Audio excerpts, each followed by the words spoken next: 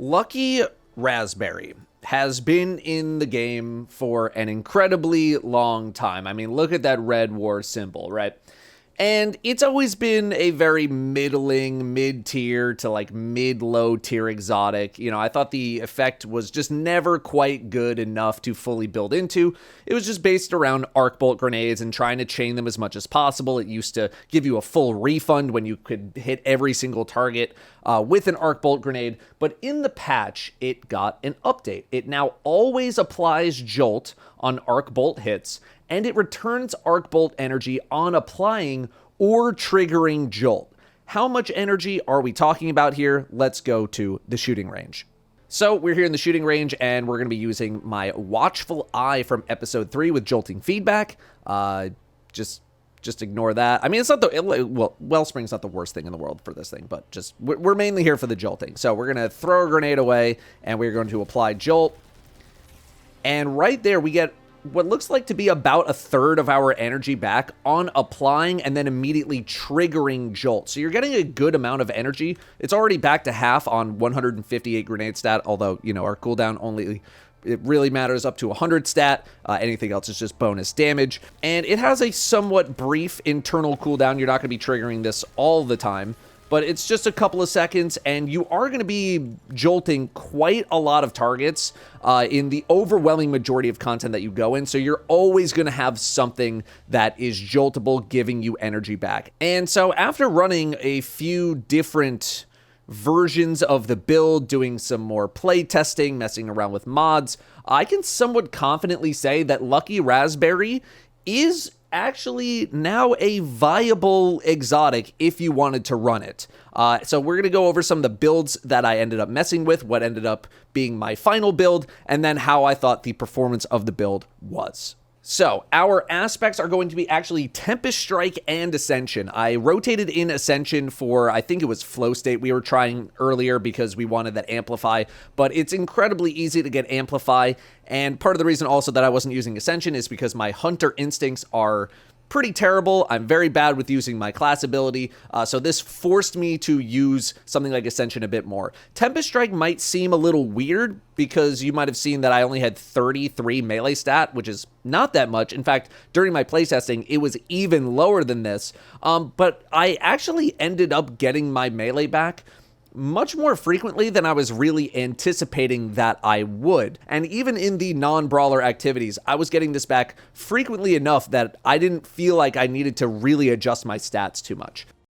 In terms of fragments, you might be seeing like, oh, why isn't Spark of Shock here? Your arc grenades jolt targets. Well, that functionality is built into the exotic already, so we don't need to invest into this. So otherwise, we're going to be investing as much as we can into jolting and bolt charge because of the artifact. So we have Spark of Ions. Spark of Resistance, I do think, is somewhat of a flex option. It's just kind of like a blanket thing that you almost always put on. At least in Lawless Frontiers, it makes a lot of sense because you are nearly always surrounded by combatants. But if you did want to flex this out, I think you totally could. Rapidly defeating targets while you're amplified creates an orb of power. You do become somewhat of an orb of power generation machine with this, and I just wanted to push that even more. Frequency increases the stacks of bolt charge that we're getting. Remember, there's a lot of bolt charge activated things in the artifact, and considering what you're doing, which is, you know, triggering tons and tons and tons of arc debuffs through dielectric, you should be bolt charging quite often.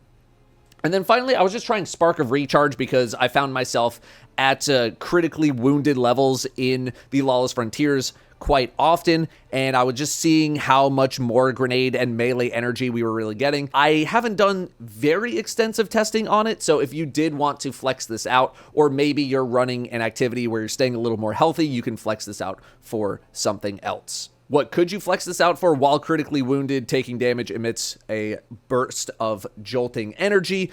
Do I think you're going to need that much with something like Ascension around? Probably not.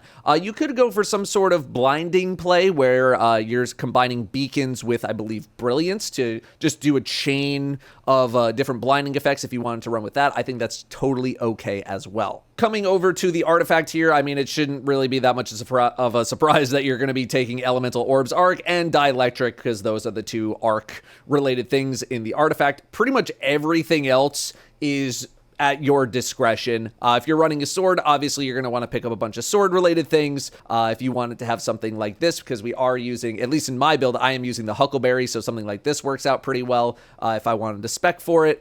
We also have Elemental Siphon for some more elemental pickups and all that kind of stuff. So, but really your main two are Elemental Orbs and Dielectric, and everything else is just very flexible.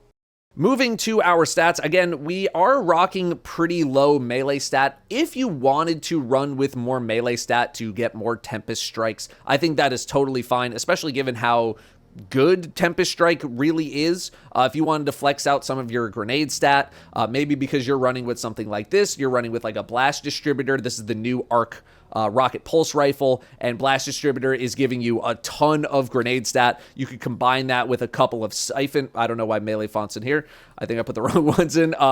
You can combine that with a couple of font mods, and you basically only need your grenade stat to be 100, because this plus something like this at maximum stacks is going to give you 200 grenade stat. I literally just got this, so I haven't been able to mess around with that as much. So if you are the kind of person who is a bit more diligent with tracking their grenade stat, I think you could take out some grenade stat and put it into melee stat. Otherwise, we're going 70 class stat to make sure that we can ascend as much as we can. If you wanted to take out some of your weapon stat to put into the class stat, I think that's also okay, but I was getting my class ability often enough that I didn't really feel like I wanted to flex anything. I will say your super is probably one of the weaker aspects of this setup. I wasn't getting it as frequently as I thought I was going to be. So if you're the kind of person who wants their super a bit more often, again, feel free to play around with the stat distributions on your armor. I do think this is flexible, but obviously you want to try to do as much as you can, bare minimum 100 on your grenade stat. Mod-wise, not much should be surprising here. I do have a kinetic weapon surge because I was trying to work with Huckleberry a bit more, but because Lawless Frontiers, which is the main activity that I was running, gives you so much power ammo and green ammo, I just did not find myself really using Huckleberry as much as I wanted to. You're just so flush with ammo all the time that I was mainly just using Watchful Eye and Unfall for the majority of my gameplay.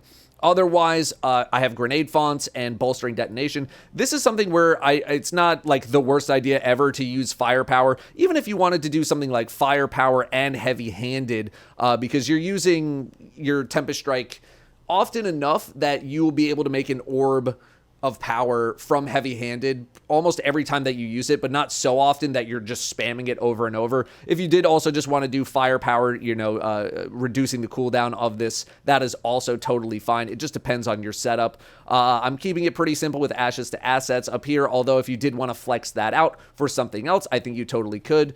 We do have this kinetic charge siphon that I'm going to be rotating in probably at some point, and then the rest of it can just be, you can do a special or heavy ammo scout, you can juice up your friends or something like that. If you want to take out the super mod, then you could do even more with ashes to assets or a hands-on. I think that's fine. Chest just has resistances, nothing too crazy there. Again, we have the kinetic weapon surge because I was trying to make the Huckleberry work. I think I'm probably going to be rotating over to the arc weapon surge, and then just some recuperation for some health gains outside of the Lawless Frontiers, and then we're using our class ability quite a lot, time dilation to boost the font mods because I was working with that, and then bomber just for some more grenade energy. So the main place that I really wanted to test this was Lawless Frontiers because I do think it is the piece of content that you go to really test some of your build crafting. I think it's a very, very good place to really see the full power of builds that you're creating. And fortunately or unfortunately, depending on how you want to look at it, I was only really able to test during Arc Surge. Like, Arc Surge was active for like the past while, but build crafting has kind of changed because you really just want to try to find a build that works with whatever the activity of the day is giving you, right? Like, if there's a lot of brawler things, then obviously you want to drift towards some more of a melee setup. If it's Arc Surge, you want to use arc-related builds. So this was Arc Surge and Brawler for the purposes of this footage. which absolutely juices the hell out of this build, but it also doesn't give the best representation because this is the build at its potentially highest potency. So you can maybe look at this build as like, oh, this is its build at its absolute most powerful, but I do like to get different POVs of the build in case you're just like, you know what, I do want to run this build, but it's not plus 25% arc damage and my melee cooldown comes back every 4 seconds. So I was able to do a little bit of non-Frontiers based gameplay in order to check out the build in different situations. In the Lawless Frontiers, though, I was actually pleasantly surprised at how often I could use my abilities. Again, obviously with Brawler active, you're able to use Tempest Strike very, very, very often. Even with my cooldown, I think, again, being at like, my melee stat was at 13, I think, when we were doing a lot of this testing. Ascension is also providing tons and tons and tons of jolt and jolting all of your targets, so you're going to be able to refresh your grenade as much as possible. Fortunately, Jolt is a bit more of an endgame type debuff where it's really, really good against targets that can stay healthy and that are a little bit more resilient, because the whole point is to jolt a bunch of targets and then just do tons and tons and tons of chain lightning. And that's exactly what this build is able to provide. Not only that, but with Brawler, you're able to have like a few non-grenade gameplay moments, which feel pretty good because Tempest Strike is very, very strong. Although, in running some non-Frontiers activities, I was able, again, to use Tempest Strike much more frequently than I originally thought I was going to be able to. Outside of Lawless Frontiers, I would say it depends on what activity you're running. If you're running a bunch of arena ops, I think that's a very good place to run this build because there's usually enough targets that you're able to get a good amount of chains off and keep the build rolling. But it does really, really rely on being able to jolt a lot of targets. And if you're killing targets outright or there's just not enough around you, then you're going to be having some situations, which I really don't like to have in certain builds, where you're having to work to make the build work a bit too much, right? It's not very fun to have to try to work with a build where you're constantly fighting against your teammates in order to have some amount of fun. And this is a build that I do think can suffer from that problem in, I would say, more 3-player activities than 6-player, but more modern 3-player activities like your battlegrounds and stuff like that, I think fare a bit better because they are built with more modern sensibilities. They're built with more modern enemy density, and some of those older things might not have that same density that you're looking for. Like Nightmare Containment is from Season 17, which is like around the time where Bungie was starting to bring up a lot of the enemy density. And I was able to make it work here pretty well, but I did have to be very aggressive with, you know, being in the right place at the right time, knowing where enemies are going to spawn in, because there was a Warlock running around with their Electric Slide build, with Arc Surge, with Brawler, and that build goes absolutely crazy. So having to fight your teammates for the fun, yeah, you know, it's not always the most pleasant experience. In solo bits of content, again, it just depends on what you're running. Certain activities have a lot of enemies to work with, and in those activities, it's great because it just, again, relies a lot on being able to find as many chains as possible, hit as many enemies as possible, and all that kind of stuff. If the enemies are too spread out, if you're only able to hit, you know, one enemy at a time with an arc bolt grenade, you're just probably not going to have that much fun. It's not that it's not good, you're just not going to have that much fun. And I think fun should really be coming first in a lot of these builds because when we talked about a build a little while ago, one of the best hunter builds in the game that I suggested that most people probably shouldn't play because there's just a lot going on. And for some people, it's just too much and you're not going to have as much fun playing that build because there's just too many things to micromanage. This is just something where it's throw your arc bolts, try to get them back as fast as possible, and that's it. And there's fun in that simplicity.